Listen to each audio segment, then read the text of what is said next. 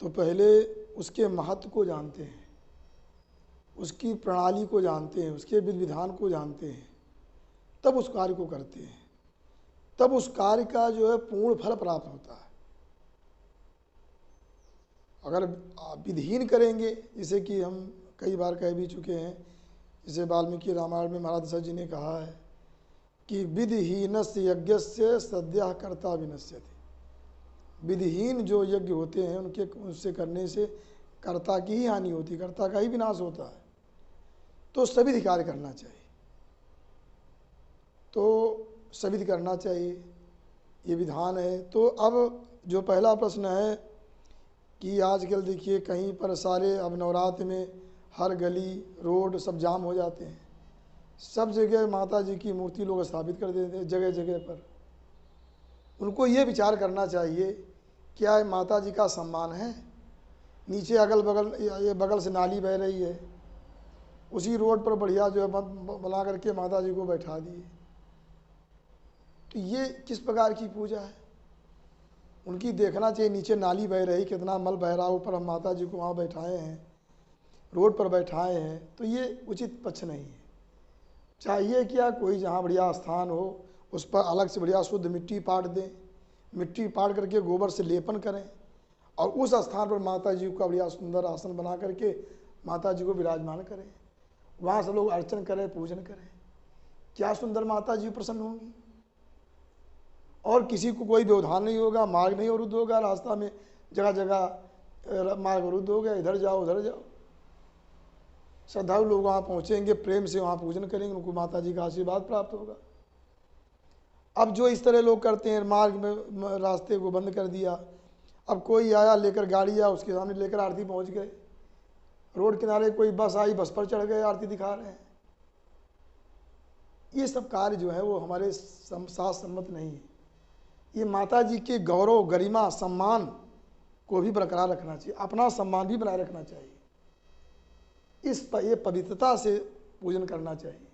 तो अलग अलग बहुत सारे स्थान हैं, धार्मिक स्थान है, सार्वजनिक स्थान है, या अपना निजी स्थान है, बढ़िया उस स्थान पर बढ़िया दिव्य रूप से मिट्टी पटवाओ, शुद्ध मिट्टी, उसको बढ़िया करके और गोबर से लेपन करके माता जी को विराजमान करो। देखो क्या आनंद मिलता है, कितनी आपको मानसिक शांति प्राप्त होगी, आध्यात्मिक ऊर्जा प्राप्त होगी, आपका मार्ग प्रशस्त होगा, उन्नति के मार्ग पर चलेंगे। अब इस तरह जो है बैठा देना कहीं भी, शुद्ध अशुद्ध कोई उसका ज्ञान नहीं, कैसे जो आए कर रहे हैं। और जो मदिरा आदि पान करके बहुत जगह ऐसा भी होता है, लोग मदिरा, और प्राय देखा जाता है जब मूर्ति विसर्जन में विशेष लोग मदिरा पान करते हैं। हमारा तो ये विचार है कि बढ़िया कोई ऐसी मूर्ति बना करके और वो जो विसर्जन ना करना पड़े, बार बार वहीं पूजन करते रहो, दिव्य स्थान में दिव्य मूर्ति बैठा रोज हर बार पूजन करो वहीं पर। अगर करते भी हैं तो नियम संयम हर जगह नहीं, जहाँ देखो तहाँ उस सम्मान करना। एक बात तो ये है जो आजकल चल रहा है। दूसरा प्रश्न जो पूछा है कि नवरात्रि शब्द का क्या अर्थ है, उस पर बताना चाहता हूँ कि नवरात्रि केवल 9 शब्द है। फिर कहा जाता है नवानाम रात्रिणाम समाहारा नवरात्रम। जब संख्या पूर्व में आ जाता है, संख्या पूर्व होने पर नपुंसक हो जाता है, तो नवरात्रम शब्द बनता है। तो 9 ये भी लोग प्रश्न करते हैं, कभी कभी 9 के बजाय 10 रात्रि हो जाती, कभी कभी 8 रात्रि हो गई और कम हो जाती, तो इस प्रकार से कम ज़्यादा भी हो जाता है। तो लोग कहते हैं नवरात्रि क्यों, वो नवरात्रि क्यों कहते हैं? तो नवरात्रि एक संज्ञा है, नवरात्र जो है, क्योंकि उसमें 9 तिथियाँ आनी चाहिए। 9 तिथि नाम रात्रि नाम समारा, 9 तिथि का अध्ययन कर लेना चाहिए कि 9 तिथियाँ जिन रात्रियों में आ जाए नवरात्रि हो गई, 9 तिथियाँ आना चाहिए।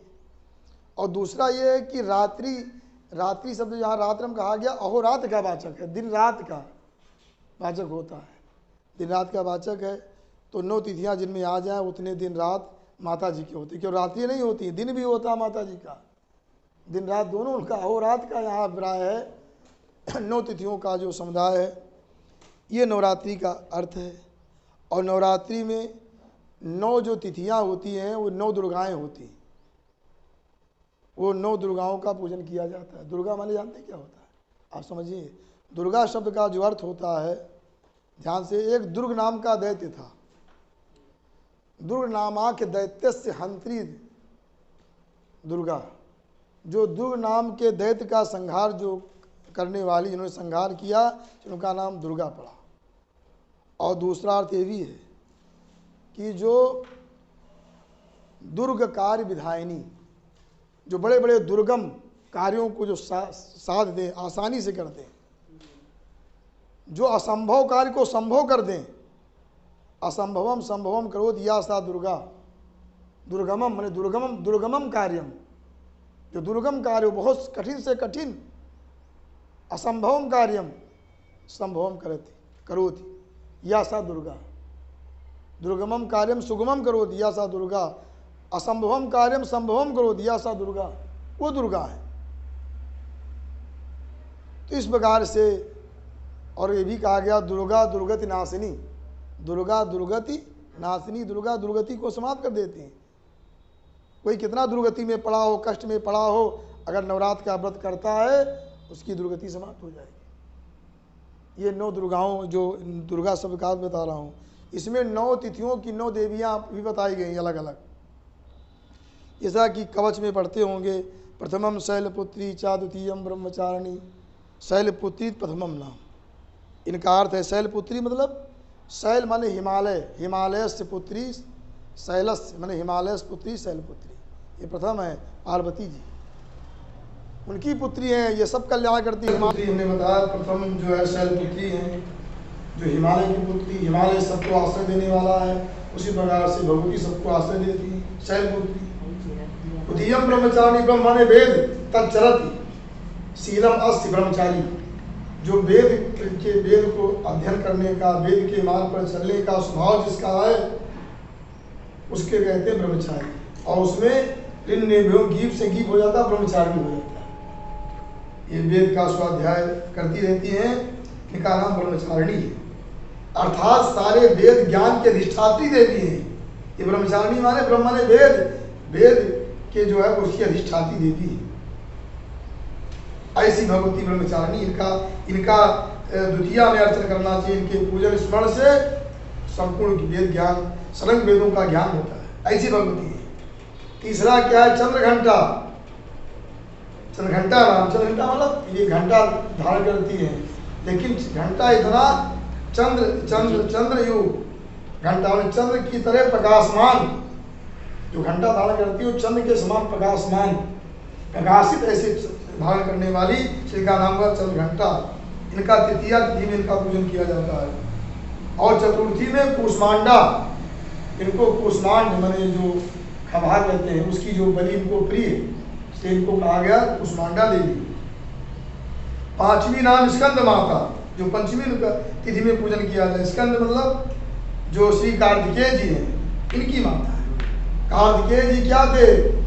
जब देवताओं पर बहुत बड़ा संकट था, देवता लोग त्राय मची थी, उस समय देवताओं ने इन्हीं स्कंद भगवान को, कार्तिकेय जी को अपना सेनापति बनाया था। तब इनको विजय की प्राप्ति हुई थी, तारकासुर का वध उन्होंने किया था। ऐसी स्कंद उनकी ये माता है। मैंने सभी देवता ऋषि मनुष्य सब का कल्याण करने वाली माता स्कंद माता। इनका पूजन पंचमी में किया जाता है। षष्ठम कात्यायनी, और छठी माता कात्यायनी देवी। कात्यायनी मतलब जो कात्यायन ऋषि की आराध्या है, उनकी पूजा है। ऐसी कात्यायनी देवी जो ऋषियों की आराध्या है, ऐसी कात्यायनी देवी का षष्ठी तिथि में पूजन अर्चन बंदन करना चाहिए। और सातवीं माता कालरात्रि, कालरात्रि जो काल के समान, जो प्रलय के समान, जो एक प्रलय रात्रि के समान जो हो, प्रलय रात्रि युग, काल रात्रि युग, उनके समान जो उनको काल रात्रि कहा गया, उसी समान ये। क्योंकि ये शत्रुओं का, दुष्टों का, आताइयों का, पापियों का, दैत्य दानों, राक्षसों का संहार करने के लिए काल रात्रि बन जाती है। वाल्मीकि रामायण को सीता जी को भी काल रात्रि कहा गया कि राक्षसों के लिए काल रात्रि बनकर के आई लंका में। तो ये काल रात्रि माता है। ये जो है ये सप्तमी तिथि में इनका पूजन करना चाहिए। आठवीं क्या? महागौरी। महती चासो गौरी महागौरी, महान गौरी। गौरी माने गौर वर्ण की भी है और ये महान है और सबके अंदर जो है सतोगुण की ये अधिष्ठाती देवी, सबको सतोगुण का प्रसार करने वाली हैं, ऐसी महागौरी। और नवमी तिथि में सिद्धिदात्री का पूजन होता है, समस्त प्रकार की सिद्धियों को देने वाली, सिद्धे प्रदात्री सिद्धार्थी। इस प्रकार से ये नव दुर्गा का हमने चर्चा किया। आगे एक जो तीसरा प्रश्न है कि अभिजित मुहूर्त मतलब जैसे किस समय प्रस्थापन करना चाहिए। एक तो मुहूर्त ये है कि 8:15 के पहले ही, उसके पूर्व ही कलश स्थापन हो और माता जी का अर्चन आरंभ हो जाए, क्योंकि उसके बाद जो है ये 8-15 तक ऐन्द्र योग है। ऐन्द्र योग जो है इंद्र का योग है, तो ये योग बहुत अच्छा योग माना जाता है। और ये 8:15 के बाद लग जाएगा वैदिक योग, इसलिए वो तो वैदिक योग लग जाने पर अगर आपको पूजन करना है तो विशेष करके जो अभिजित मुहूर्त होता है उसमें पूजन करना चाहिए। अभिजित मुहूर्त जो है वो 11:36 दिन में 11:36 से 12:24 तक है, इसके बीच में आप करें। ये मुहूर्त एक विशेष माना जाता है, इस मुहूर्त में कलश स्थापन करें, पूजन आरंभ करें। तो इस प्रकार से प्रथम दिन पूजन तो आरंभ करना, अथवा जो जिसके जो आचार्य विद्वान हो वो स्थिर लग्न देख करके, अगर नहीं समय इस समय में नहीं समय हो किसी को मिल पा रहा है तो आचार्य लोग स्थिर लग्न को देख करके स्थिर लग्न में माता जी का पूजन आरंभ करें। इस प्रकार से, और इसमें नवरात्रि में ब्रह्मचर्य का पालन करें। खाद्य का ध्यान रखें, जैसे लहसुन बताया गया, जो मशरूम है, और लहसुन, प्याज, गाजर का विशेष निषेध है। लिखा गया है छत्राकम बिडबराहम चा लसुनम ग्राम कुकुटम पलांडुम द्विंजनम चैव मत्या जगध्वा प्रतिद्विजा। जितना लहसुन, प्याज और ये निषिद्ध माना गया है, जो मशरूम माना गया, उसी प्रकार गाजर भी निषिद्ध है, तमोगुणी माने जाते हैं। व्रत उपवास में तो कभी नहीं पाना चाहिए। इस प्रकार से सब जो नियम संयम से ये 9 दिन तक अगर पूजन व्रत करता है, जितना संभव हो निराहार करके, फलाहार करके, इस प्रकार से यथाहारो निराहारो तन मनस्को समाहितो, भगवती में मन लगा रहे, इस प्रकार से भगवती का अर्चन करना चाहिए। भगवती जी समस्त कल्याणों को करने वाली हैं। और अब आज समय नहीं, इसलिए मैं, और साल भर में 4 नवरात्रें होती हैं, ये शक्ति के लिए वर्धक होती है। लिखा गया है कि चतुर्षु, देवी भागवत में बताया गया है, चतुर्षु देवी भागवत के महात्म्य में बताया गया है, चतुर्षु नवरात्रेषु विशेष फलदायकम। 4 नवरात्रों में देवी जी की आराधना बहुत विशेष फल देने वाली होती है। कौन? चैत्र, आषाढ़, और ये चल रहा अश्विन, शारदीय नवरात्र और माघ, ये 4 महीनों में 4 नवरात्रि होती हैं। विशेषकर शक्ति वृद्धि के लिए भगवती की आराधना करना चाहिए, क्योंकि बिना शक्ति के व्यक्ति कोई कुछ कर नहीं सकता है। हमारे पास शक्ति है तो हम कोई भी काम कर सकते हैं। इसलिए मैं अब ज़्यादा समय नहीं, शक्ति की बिना उपासना, बिना शक्ति के आप कुछ भी नहीं कर सकते।